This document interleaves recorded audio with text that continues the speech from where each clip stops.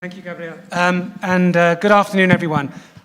You know, this question of universal connectivity has been around since I started in the industry, probably too longer than I care to remember. But I do believe today, you know, the chance for it's there to be achieved. And I think the key decision-making remit is in policymakers' hands today. I think as we go from 4G to 5G, you as policymakers have a fundamental question to ask yourselves. Do you want a limited version of 5G, which is essentially a continuation of what we have today, mobile broadband, enhanced mobile broadband, reaching out to rural areas but never really driving the Industry 4.0 that Tom articulated?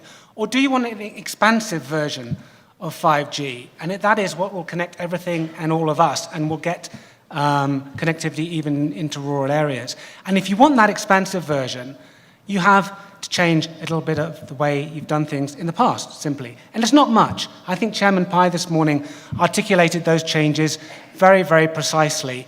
Late last month, he launched something called Facilitating America's Superiority in 5G, which is the FCC's 5G strategy. The good news is it was America's, not the United States. And the even better news for people that have a lot of information to take in is it's summarized on one page on the FCC's website. So that's a very powerful one-page document that sets out a template of how you can get Industry 4.0, expansive 5G coverage, and as a basis of that, us as a company, Ericsson, have recently invested further in the United States to follow the lead of the carriers like Verizon. And if you want another example of one country, one sizable European country that will deliver pervasive connectivity, does anyone know which country that will be? It will be done by 2020. It was done through a license renewal process. That country is France. The French government, from Macron down, basically decided instead of re-auctioning spectrum for licenses that will come up for renewal in the next 3 years, we'll do a deal with you carriers. We will say, instead of paying us license fees or re-auction fees, deliver us ubiquitous coverage. And so by 2020 in France, pretty much anywhere, you will get a minimum 8 megabits of mobile broadband connectivity, and that will be upgraded to 30 megabits by 2023. That's an example of the policy toolkit that you have in your hands and can deploy. So just briefly, I think 3 points I'd like to make that are essentially not going to be very different from Chairman Pai's one-page strategy.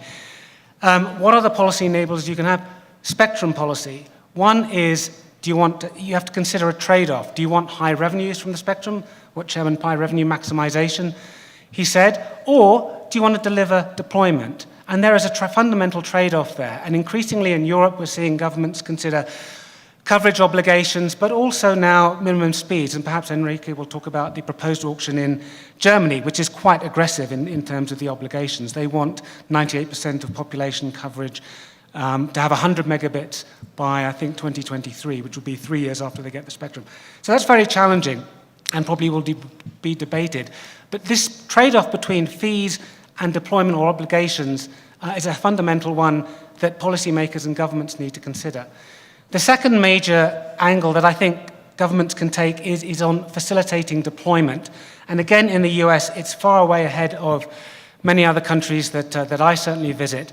And the 60-day shot clock for small cells, the cost-based access to infrastructure in municipalities is a way to incentivize Verizon to drive its 5G deployment. I mean, there's a very interesting story of how Verizon chose its existing or its launch markets, and that is basically they had to negotiate with the municipalities, and those that played ball got the service, those that didn't. Very, very simple.